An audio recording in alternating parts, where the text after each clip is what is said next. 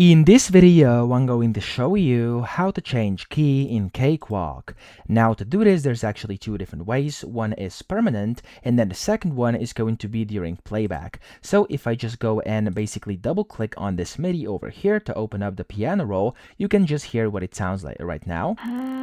Okay, so to change your key, what you want to do down here at the bottom left, you want to click on MIDI, and you can find the key over here. So we can either click in and of course kind of drag like this, or you could drag it downwards like that, and that's going to change your key. So I'm going to put this to about, let's do 15, and I'm going to play it for you.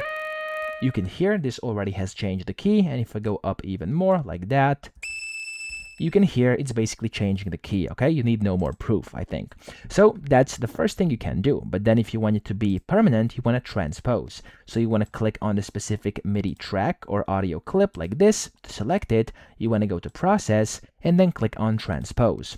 From here, you want to select the amount. I'm going to do 12, for example, and I'm going to click on the OK button. Of course, you can change these things as well if you want to. It's going to transpose, and if I play this, it's now much higher. Of course, it went up, of course, compared to what it was by default before, okay? So that's how to change key in Cakewalk. I hope this video helped you out. If it did, please subscribe to the channel and help me out as well.